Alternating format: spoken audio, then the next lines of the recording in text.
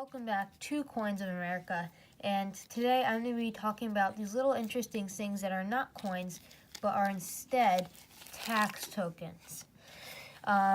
So stay tuned, and I hope you enjoy. So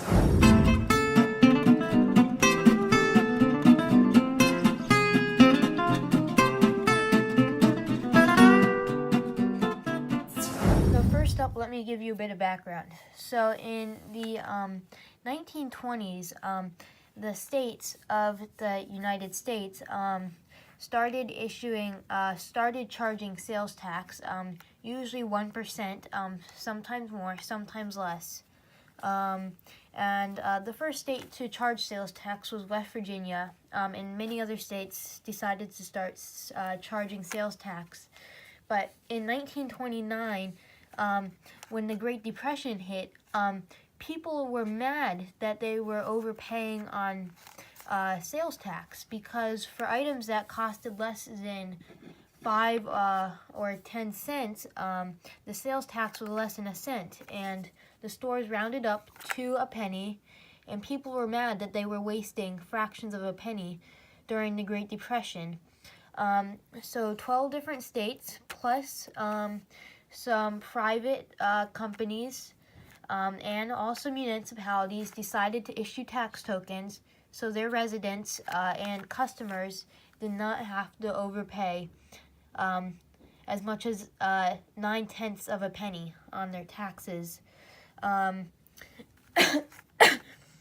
So these were issued in denominations usually ranging from 1 mil to 10 mils. 1 mil is 1 fraction of a cent. So yeah, now I'm going to get into talking about them more now that you have a little bit of a background. So the first little topic that I want to cover is who issued them. And first we're going to start with states. So there were 12 different states. These are Alabama, Arizona, Colorado. Yeah, that's Colorado. Illinois, Mississippi, Missouri, New Mexico, Oklahoma, the state of Washington, and then there's also Kansas, Utah, and Louisiana, but I don't have any tax tokens for those states. And then I also said that municipalities issued them. Well, I have 3 from 3 different cities in Illinois. So we have Arcola, Illinois. We have Herrin, Illinois. And we have Effingham, Illinois. And then I also said that private companies sometimes issue them. Well, here is one from White Log Tavern, and it's good for sales tax on any purchase of 5 cents. So yeah, that is who made them. And keep in mind that each person that issued them issued different, basically a variety of different ones. So for example, Colorado has both the metal one and this one and many other designs. The question is what are they made of? Well, they are made of a variety of materials, including cardboard. There's one. Plastic. Brass. Bronze. And aluminum. And then there's also some other materials that were used, but those are quite scarce. So our next question is, what denominations are there?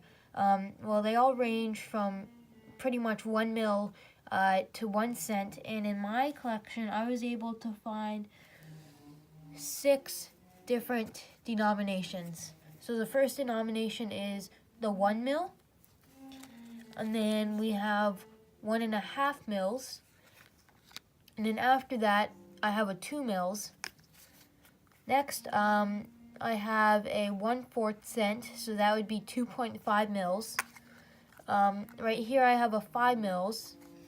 And then I also have some that aren't a set amount, but they're just for any purchase less than 10 cents. So that one, and also, if I can find it, this one are both for purchases of less than 10 cents. So the final question is collectability of these. Well, they aren't very collectible. For some of them, tens of millions were made, like many of the plastic ones. Those are very common. But then there are some of them that are really rare. So most of these are going to be worth around 10 cents to $1. Something like this would probably go for about 10 cents. But then something like this might go for 50 cents. And a coin like this, or I should probably say token, might go for about $1.